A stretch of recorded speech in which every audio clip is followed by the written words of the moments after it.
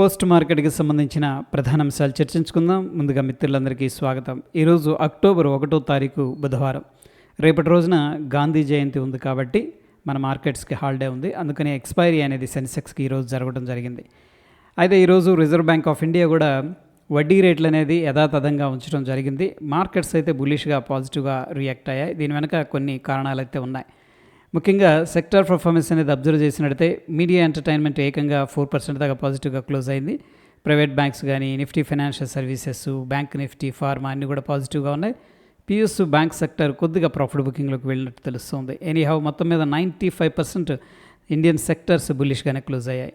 Nifty 500లో బుల్లిష్గా ఎన్ని stocks ఉన్నాయి, బేరిష్గా ఎన్ని స్టాక్స్ ఉన్నాయి అనేది పరిశీలన చేసినట్టయితే మార్నింగ్ కొద్దిగా బుల్లిష్గానే ఉంది.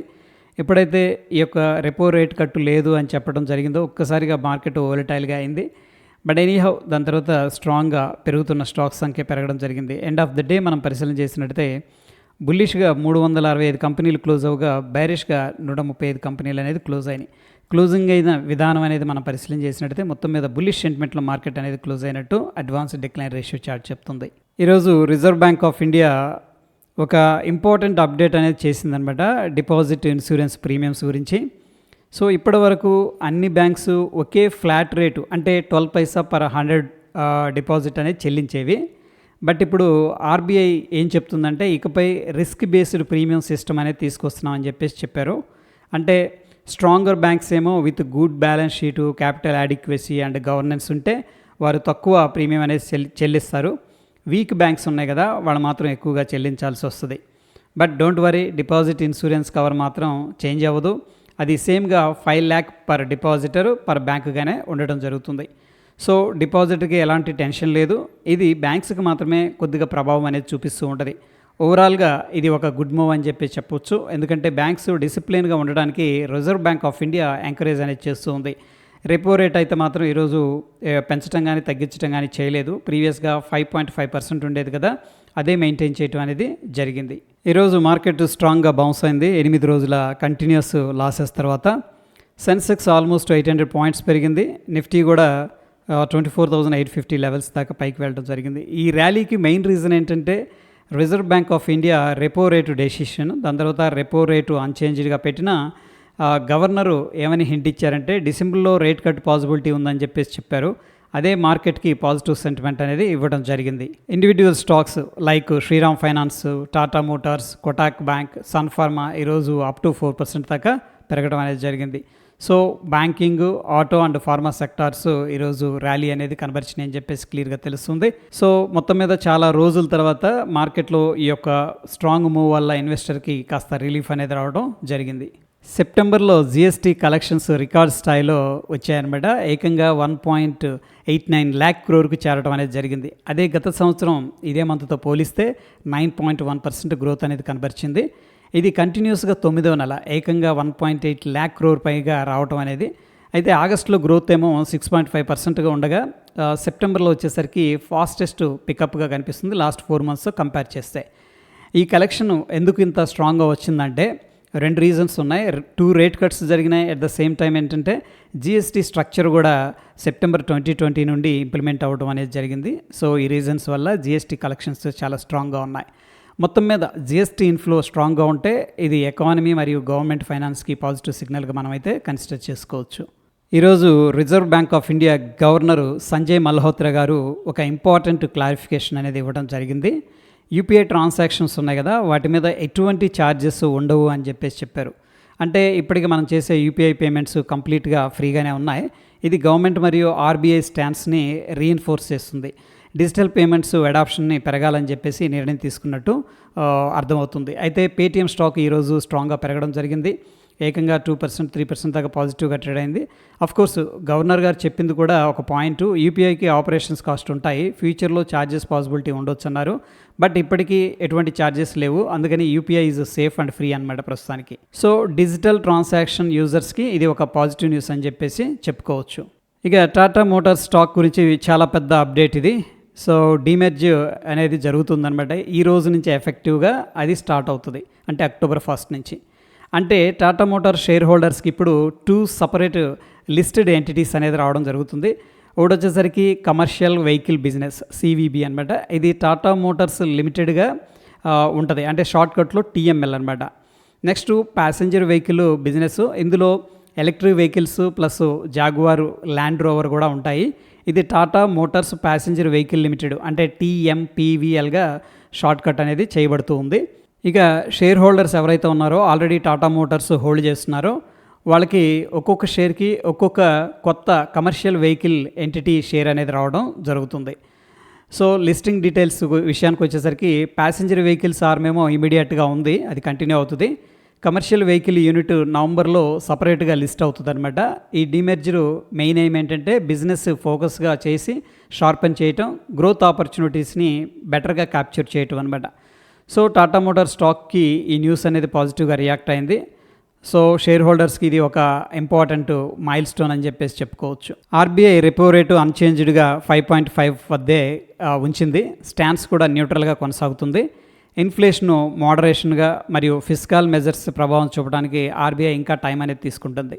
ఈ బ్యాక్ డ్రాప్లో ఎక్స్పర్ట్స్ కొన్ని రేట్ సెన్సిటివ్ స్టాక్స్ పిక్ చేశారు వచ్చే 3 నుంచి 4 వారాల కోసం. Top banking and financial names ఏవేవి కన్సిడర్ చేశారంటే bank of Baroda, state bank of India highlight అయితే అయ్యాయి అనమాట. Auto and housing finance sectors కూడా బెనిఫిట్ పొందే అవకాశం ఉంది, ఎందుకంటే ఫ్యూచర్లో రేట్ కట్ ఛాన్సెస్ ఎక్కువగా ఉన్నాయి కాబట్టి. ఆర్బీఐ కూడా ఫైనాన్షియల్ ఇయర్ 2026 గ్రోత్ 6.8%కి ఎస్టిమేట్ అనేది చేసింది, ఒక రకంగా అప్గ్రేడ్ చేసింది అనమాట. అంటే గ్రోత్ పాజిటివ్గా తీసుకుంది.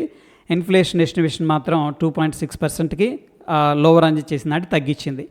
సో ఎక్స్పర్ట్స్ ఏం బిలీవ్ చేస్తున్నారంటే banking, auto and housing related stocks ఉన్నాయి కదా, వీటిలో స్ట్రాంగ్ మొమెంటం షార్ట్ టర్మ్లో ఉంటుందని చెప్పేసి ఎక్స్పెక్ట్ అయితే చేస్తూ ఉన్నారు. ఈరోజు బ్యాంక్ నిఫ్టీలో షార్ప్గా ర్యాలీ అనేది కనబడింది. ఏకంగా 700 పాయింట్ల దాకా పెరగటం జరిగింది. అయితే మెయిన్ రీజన్ ఏంటంటే Reserve Bank of India repo rate అన్చేంజ్గా ఉంచింది, ప్లస్ కొన్ని కొత్త ప్రపోజల్స్ కూడా అనౌన్స్ చేసింది. Especially capital markets lending framework expand చేస్తున్నామని చెప్పేసి చెప్పడం జరిగింది. ఈ న్యూస్ వల్ల ప్రైవేట్ బ్యాంక్స్ స్ట్రాంగ్గా రియాక్ట్ అయ్యాయి. కొటాక్ బ్యాంక్ కానీ, ఐసిఐసిఐ బ్యాంక్, హెచ్డిఎఫ్సి బ్యాంక్ ఇంట్రాడేలో ఏకంగా 1% నుంచి 3% దాకా స్ట్రాంగ్గా పెరిగాయి.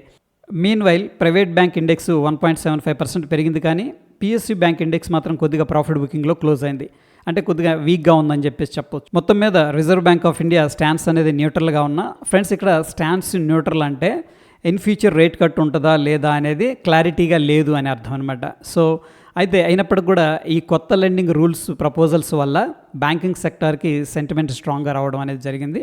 అందుకని బ్యాంక్స్ ఈరోజు ప్రైవేట్ బ్యాంక్స్ ముఖ్యంగా పాజిటివ్గా రియాక్ట్ అయ్యాయి. విబిఏపి హోల్డింగ్స్, ఇది ఆఫీస్ స్పేస్ సొల్యూషన్స్, ఈ కంపెనీలో ఎక్కువ స్టేక్ అనేది కలిగి ఉంది. అయితే క్రమక్రమంగా వాళ్ళు స్టేక్ అనేది తగ్గించుకుంటూ వస్తూ ఉన్నారు. సో ఇన్వెస్టర్స్కి ఇది ఒక కీ సిగ్నల్ అనమాట. లార్జ్ షేర్ హోల్డర్స్ ఎగ్జిట్ అవడం స్టాక్ సెంటిమెంట్ మీద ప్రభావం అయితే చూపించే అవకాశం కనిపిస్తుంది. కేపీఐటీ టెక్ నిన్నటి రోజున 10% దాకా ఫాలో అయింది. ఈరోజు చూస్తే 3% దాకా స్ట్రాంగ్గా బౌన్స్ అయింది. కంపెనీ మేనేజ్మెంట్ క్లియర్గా చెప్పింది మార్జిన్ గైడెన్స్లో ఎటువంటి చేంజెస్ లేవు అండ్ ఫైనాన్షియల్ ప్రొజెక్షన్స్ సేమ్గానే ఉన్నాయని చెప్పేసి. అలాగే క్లయింట్ డీల్స్ రెన్యువల్స్ మీద కూడా నో రిస్క్ అని చెప్పేసి ఎజ్యూర్ అయితే ఇవ్వగలిగారు. మార్కెట్లోని ఎస్టర్డే ఫాల్ మెయిన్లీ ఏంటంటే 1 ఇండివిజువల్ ఇన్వెస్టర్ స్టేక్ సేల్ వల్ల జరిగిందని చెప్పేసి క్లారిఫై చేయడం జరిగింది. అయితే ఈ స్టాక్ నిన్న పడిపోవడానికి కారణం ఏంటంటే ఒక ఇండివిజువల్ ఇన్వెస్టర్ స్టేక్ అనేది సేల్ చేశారనమాట. అది కేపీఐటీ అయితే క్లారిఫై చేయడం జరిగింది. ఇక బ్రోకరేజ్ సంస్థలు ఈ కంపెనీ మీద వ్యూస్ ఈ విధంగా ఉన్నాయి. జేపీ మోర్గాను టార్గెట్ని తగ్గించింది 1400కి 1500 నుంచి. అయితే స్టాక్ బై మాత్రం ఓవర్ వెయిట్ కాల్ అనేది ఇచ్చింది. గోల్డ్మెన్ సాక్స్ ఏమో టార్గెట్ని 1100కి తగ్గించింది. నియర్ టర్మ్ గ్రోత్ స్లోగా ఉంటుందని చెప్పేసి భావిస్తుంది. బట్ స్టిల్ చాలా బ్రోకరేజ్ సంస్థలు లాంగ్ టర్మ్లో కేపీఐటీపై అయితే పాజిటివ్గానే ఉన్నాయి, ఎందుకంటే కంపెనీ మొబిలిటీ డొమైన్లో స్ట్రాంగ్గా ఉంది మరియు ఎక్వైజేషన్స్ ద్వారా కూడా కెపాసిటీ అనేది ఎక్స్పాండ్ చేస్తుంది కాబట్టి. సో మొత్తం మీద KPIT management, company management clarity అనేది ఇచ్చిన తర్వాత ఈరోజు స్టాక్ అనేది స్ట్రాంగ్గా బౌన్స్ అయింది. న్యూ ఫండ్ కేటగిరీలో స్పెషలైజ్డ్ ఇన్వెస్ట్మెంట్ ఫండ్స్ అనేది లాంచ్ అయినాయి. బట్ లాంచ్ అయితే చేశారు, కానీ దీంట్లో కొంత ప్రాబ్లం ఉంది. డిస్ట్రిబ్యూషన్ నెట్వర్క్ చాలా వీక్గా ఉంది. సో ఈ డిస్ట్రిబ్యూషన్ చేయడానికి కేవలం ఇప్పుడు 1500 మంది మాత్రమే ఉన్నారు. ఇది ప్రీవియస్గా కంపేర్ చేసుకున్నట్టయితే 2 lakh మెంబర్స్ ఉండేవాళ్ళు అనమాట. ఎందుకు ఇలా జరుగుతుందంటే NISM సిరీస్ ఎగ్జామ్ అనేది కంపల్సరీ చేయడం వల్ల చాలా ఛాలెంజెస్ అనేది రావడం జరిగింది. ఎనీహౌ ఈ సంవత్సరం ఎండింగ్ కల్లా 3000 నుంచి 5000 దాకా డిస్ట్రిబ్యూటర్స్ పెరిగే అవకాశం ఉందని చెప్పేసి అంచనా అయితే వేస్తూ ఉన్నారు. అయితే ఈ ఫండ్స్ యొక్క టార్గెట్ మార్కెట్ కూడా డిఫరెంట్ అనమాట. అంటే నార్మల్ రిటైలర్స్ కాదు ఇవి, హెచ్ఎన్ఐ అంటే high net worth individuals, ultra HNI, family offices కోసం ఇవి డిజైన్ చేయబడ్డాయి. సో చిన్న టికెట్ అయినా చాలు, తక్కువ మంది అయినా పర్లేదు, బిగ్ టికెట్స్ అనేది వస్తాయి కాబట్టి సర్వైవ్ అవుతాయి అని చెప్పేసి ఎక్స్పెక్టేషన్ ఉంది. AMCs like SBI mutual fund, Edelweiss, Quant, Mirae Asset ఇవి ఆల్రెడీ ఏంటంటే ప్రోడక్ట్స్ని మార్కెట్లోకి లాంచ్ చేశాయి. అట్ ద సేమ్ టైం డిస్ట్రిబ్యూటర్స్కి ట్రైనింగ్ రిసోర్సెస్ అనేది కూడా ప్రొవైడ్ చేస్తున్నట్టు మనకు అప్డేట్ అయితే ఉంది. సో సింపుల్గా చెప్పాలంటే ఎస్ఐఎఫ్ అడాప్షన్ స్లోగా స్టడీగా ఉంది, కానీ లాంగ్ టర్మ్లో ఇది ఒక స్ట్రాంగ్ వెల్త్ క్రియేషన్ కేటగిరీ అవుతుందని చెప్పేసి ఇండస్ట్రీ లీడర్స్ అనేది స్ట్రాంగ్గా నమ్ముతున్నారు. యాక్చువల్గా ఏంటంటే ఆప్షన్స్ ప్రీమియమ్స్ ఈరోజు అయితే అప్డేట్ అవ్వలేదు. యాక్చువల్గా కాల్ ప్రీమియమ్స్ అనేది స్ట్రాంగ్గా పెరిగాయి, బట్ ఇక్కడ సమ్ సర్వర్ ఇష్యూ అనేది నడుస్తున్నట్టుంది.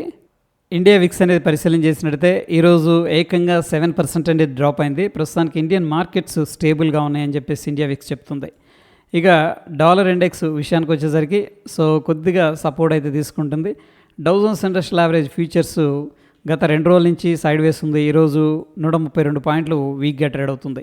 ఇక నిఫ్టీ విషయానికి వచ్చేసరికి సో ఈరోజు చాలా సిగ్నిఫికెంట్గా బౌన్స్ అనేది జరిగింది. 0.92% పాజిటివ్గా అయితే ట్రేడ్ అయింది.